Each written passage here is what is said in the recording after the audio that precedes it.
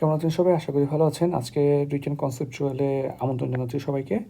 আপনারা আমার নতুন ইউটিউব চ্যানেলটা ইন্টারন্যাশনাল অ্যাফেয়ার্স সবাই সাবস্ক্রাইব করে রাখবেন। দেখেন, আধুনিক রাষ্ট্র বলতে কী বোঝায়? এটা খুবই গুরুত্বপূর্ণ একটা প্রশ্ন, যেকোনো সময় চলে আসতে পারে। দেখেন, ইংরেজি মড থেকে হচ্ছে মডার্ন শব্দটি উৎপত্তি, যার অর্থ হচ্ছে পদ্ধতি বা প্রক্রিয়া, অর্থাৎ যে পদ্ধতি প্রাচীন পদ্ধতি থেকে অনেক বেশি উন্নতর এবং বর্তমানের সাথে মানানসই, সেটা হচ্ছে আধুনিক। আর আধুনিক পদ্ধতির উপর ভিত্তি করে যে রাষ্ট্র গড়ে ওঠে বা পরিচালিত হয়, সেটা হচ্ছে আধুনিক রাষ্ট্র। তাহলে আধুনিক রাষ্ট্র কি? আধুনিক রাষ্ট্র হচ্ছে আপনার যে রাষ্ট্র শিল্পোন্নত, কৃষিতে প্রযুক্তির ব্যবহার বেশি করা হচ্ছে, সামরিক ক্ষেত্রে আধুনিকায়নে বিশ্বাসী, বিজ্ঞান ও প্রযুক্তিতে পৃষ্ঠপোষক, সেটা হচ্ছে আধুনিক রাষ্ট্র। মূলত চীনের সাবেক প্রধানমন্ত্রী চৌ এন লাই 1975 সালে আধুনিক রাষ্ট্রের 4টা বৈশিষ্ট্য উল্লেখ করেন। তাহলে চৌ এন লাই হচ্ছে আধুনিক রাষ্ট্রের প্রবক্তা বলা যায়। সেক্ষেত্রে আপনি হচ্ছেন অবশ্যই এই ডাটাটা এমনভাবে দিবেন যাতে স্যারের চোখে পড়ে। তাহলে উনি আধুনিক রাষ্ট্রের 4টা বৈশিষ্ট্যের কথা উল্লেখ করেন।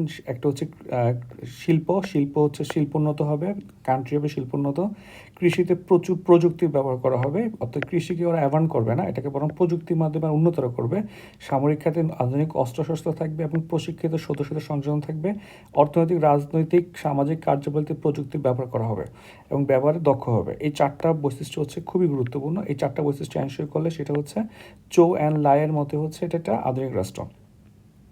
এখন দেখেন, তাহলে আধুনিক রাষ্ট্রের আপনার জেনারেল যে বৈশিষ্ট্যগুলো কি, ওই তো 4টা তো হচ্ছে চৌ অ্যান্ড লাই দিচ্ছে। আরও কিছু বৈশিষ্ট্য আমরা দেখতে পাই।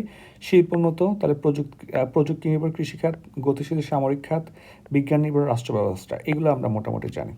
এরপরে দেখেন যে জনগণের অর্থনৈতিক ও রাজনৈতিক নিরাপত্তা, যুগোপযোগী আইন প্রণয়ন এবং সুশাসন, ভূখণ্ডগত নিরাপত্তা বিধান, এই যেগুলো হচ্ছে আপনি বর্তমানে দেখতেছেন, সেগুলি হচ্ছে আধুনিক রাষ্ট্রের বৈশিষ্ট্য, আমরা আধুনিক রাষ্ট্রের মধ্যে আছে। এখন দেখেন যে এই আধুনিক রাষ্ট্রের কাজ কী। এই যে স্টুয়ার্ট মিল যেটা বলেছিল যে রাষ্ট্রের প্রকৃত কার্যাবলী সম্পর্কে কোনো সুনির্দিষ্ট অভিমত দেওয়া সম্ভব না, হচ্ছে স্টুয়ার্ট মিল কিন্তু খুবই গুরুত্বপূর্ণ। আপনারা হয়তো প্রিলিতে ইথিক্সে পড়েন স্টুয়ার্ট মিলকে। দেখেন, তাহলে উনি বলতেছে রাষ্ট্র আসলে কী কাজ করবে। তাহলে রাষ্ট্র হচ্ছে এটা ফিক্স করা যাবে না, মানে হচ্ছে এটা হচ্ছে রাষ্ট্রের কাজ বিভিন্ন, এক এক রাষ্ট্র এক এক ধরনের কাজ করবে, জনগণ যা চায় সেটা করবে। তাহলে সব রাষ্ট্রকে আপনি একটা ফ্রেমে আনতে পারবেন না। আর দেখেন, আধুনিক রাষ্ট্রের কার্যাবলীকে দুই ভাগে ভাগ করা যায়, একটা হচ্ছে মৌলিক কার্যাবলী, একটা ঐচ্ছিক কার্যাবলী। তাহলে মৌলিক কার্যাবলীর মধ্যে পড়ে হচ্ছে অভ্যন্তরীণ আইন শৃঙ্খলা রক্ষা করা, রাষ্ট্রের মধ্যে কোনো ক্যাওস যাতে না হয় কন্ট্রোল করবে। বৈদেশিক আক্রমণ থেকে দেশকে রক্ষা করা, এটা সার্বভৌমত্ব রক্ষা করা। জীবন ও সম্পত্তি সংরক্ষণ সংক্রান্ত কার্যাবলী করবে। প্রশাসন পরিচালনা করবে। বলেন তো ব্যুরোক্রেসির জনককে? আপনাদের একটা কোশ্চেন থাকবে এটা।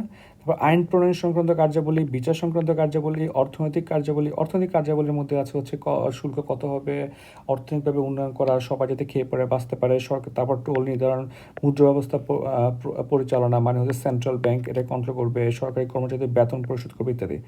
পররাষ্ট্র সম্পর্ক সংক্রান্ত কার্যাবলী ওরা করবে। তাহলে এগুলো কিন্তু আপনারা জানেন, এগুলো কিন্তু খুব কমন কিছু কাজ, যেটা বর্তমানে আপনি ইন্টারন্যাশনাল অ্যাফেয়ার্সে পাবেন, সবগুলো হচ্ছে মৌলিক কার্যাবলী।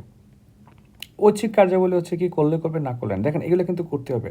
পররাষ্ট্র কিন্তু এখন একটা মৌলিক কার্যাবলী চলে আসছে, অর্থনীতি তো চলতেই হবে, বিচার তো করাই লাগবে না। আইন, এই যে আইনসভা, দেখেন আইন, বিচার, ঠিক আছে। তারপর হচ্ছে আপনার প্রশাসন, এগুলো হচ্ছে খুবই কমন কাজ, সবারই করা লাগে।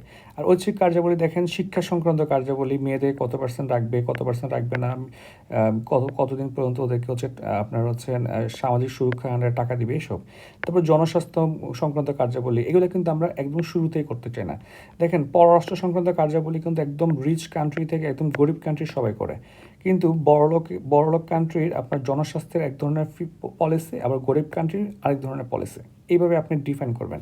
যেটা সব কান্ট্রি মাস্ট করে সেটা হচ্ছে আমাদের আপনার হচ্ছেন যে ম্যান্ডেটরি বা মৌলিক কাজ, আর যেটা হচ্ছে বড়লোক কান্ট্রি ভালো করে করে, গরিব কান্ট্রি মোটামুটি করে, সেটা হচ্ছে আমাদের ঐচ্ছিক কাজ। যেমন কৃষি উন্নয়ন সংক্রান্ত কার্যাবলী, যোগাযোগ সংক্রান্ত কার্যাবলী। ইউএসের আপনার যেই রাস্তাঘাট আর হচ্ছে আপনার আফ্রিকান একটা কান্ট্রির রাস্তাঘাট সেম থাকবে না। সামাজিক নিরাপত্তা দেখেন, ইউএসএ অনেক ট্যাক্সও নিচ্ছে, ইউএসএ কানাডা, এবং হচ্ছে ওরা সব ফ্রিও দিচ্ছে, কিন্তু আমাদের মতো কান্ট্রিগুলোতে কিন্তু সামাজিক নিরাপত্তা একদমই কম। শ্রমিক কল্যাণ সংক্রান্ত কার্যাবলী, জনহিতকর কার্যাবলী, দারিদ্র সাহায্য এবং পুনর্বাসন সংক্রান্ত কার্যাবলী, এগুলো হচ্ছে ঐচ্ছিক কার্যাবলী। এগুলো হচ্ছে করলে করার ট্রাই করে আর কি। আশা করি বুঝতে পারছেন। তাহলে এই কোশ্চেনটা কিন্তু খুবই ইম্পর্টেন্ট, ভালো করে পড়বেন।